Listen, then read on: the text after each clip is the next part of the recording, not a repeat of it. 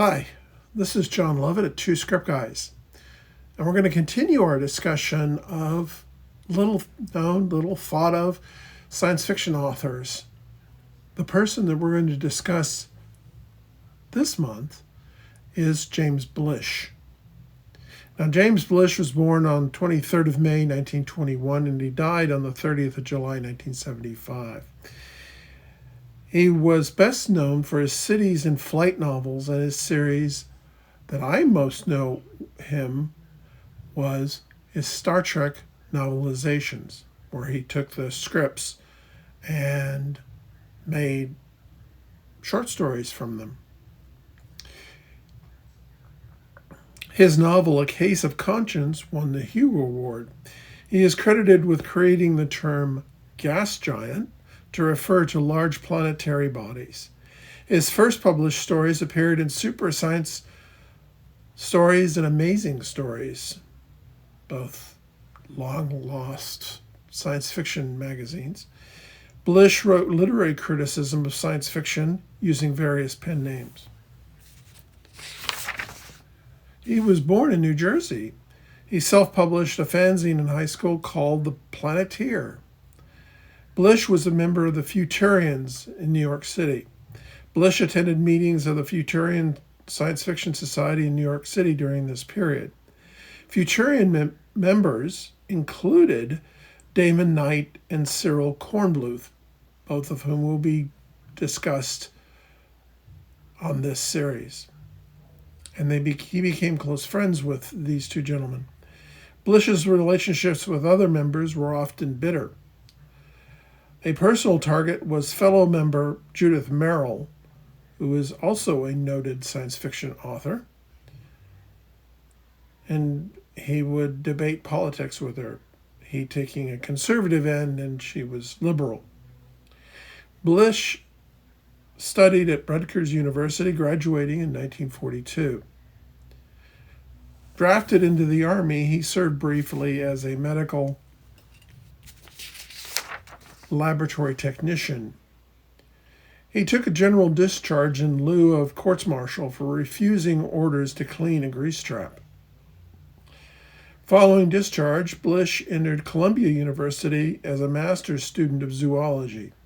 He did not complete the program, opting to write fiction.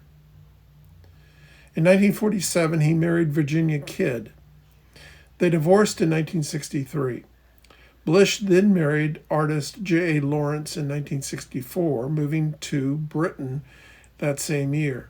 From 1962 to 1968, Blish worked for the Tobacco Institute as a writer and critic. That seems to be a rather odd bit of employment, but okay. Throughout the 1940s, Blish published most of his stories, with a few that are still in circulation. His first story was sold to Futurian Frederick Pohl for Super Science Stories in 1940, called Emergency Refueling. Other stories were published intermittently, but with little circulation. Blish's Chaos Coordinated, co-written with a Robert A.W. Lowndes, was sold to Astounding Science Fiction in October 1946. Earning Blish national circulation for the first time. Blish was what Andrew Litpack called a practical writer. He would revisit, revise, and republish and expand on stories that he'd already written. An example was Sunken Universe, appeared in Super Science Stories in 1942. The story reappeared in Galaxy Science Fiction as Surface Tension in an altered form in 1952. The story proved to be among Blish's more popular and was anthologized in the first volume of Robert Silverberg's The Science Fiction Hall of Fame. It was also anthologized in The Big Book of Science Fiction, published in 2016, edited by Anne and Jeff Vandermeer. The Encyclopedia of Science Fiction asserts that not until the 1950s and the Oki sequence of stories beginning their run did it become clear Blish became a science fiction writer of unusual depth and a certain renown. Blish continued to rework older stories and did so for one of his best-known works, A Case of Conscience, published in 1958. The novel originated as a novella, originally published in an issue of If in 1953. The story follows a Jesuit priest, Ramon Ruiz Sanchez, who visits the planet Lithia as a technical member of an expedition. While on the planet, they discover a race of bipedal reptilians that have perfected morality. And what Ruiz Sanchez says is the absence of God amid certain theological complications. Now, in 1967, Bantam Books commissioned Blish to adopt episodes of Star Trek. The adapted short stories were generally based on draft scripts and contained different plot elements from the aired television series. The stories were collected into 12 volumes and published as a title series of the same name from 1967 to 1977. The adaptations were largely written by Blish. However, his declining health during this period proved problematic for Bantam. His wife, J.A. Lawrence, wrote a number of the installments. The original novel for adults based on the television series Spock Must Die was also written by Blish, and he planned to release more. According to Lawrence, 2 episodes featuring popular character Harry Mudd, such as I, Mudd and Mudd's Women, were held back by Blish for adaptation to be included in the follow-up to Spock Must Die.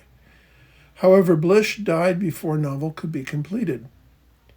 Lawrence did eventually adapt the 2 episodes as Mudd's Angels in 1978, which included an original novella of The Business as Usual During Altercations, written by Lawrence. In her introduction to Star Trek XII, Lawrence states that Blish did indeed write adaptations of the 2 episodes. Blish credited his financial stability later in life to the Star Trek Commission and the advance he received for Spock Must Die. In his works of science fiction, Blish developed many ideas and terms that have influenced other writers and on occasion have been adopted more widely, such as faster-than-light communication, or the term gas giant, which he first used in a story, Solar Plexus.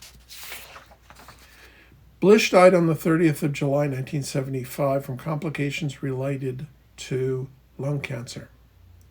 He was buried in the Hollowell Cemetery in Oxford, Great Britain.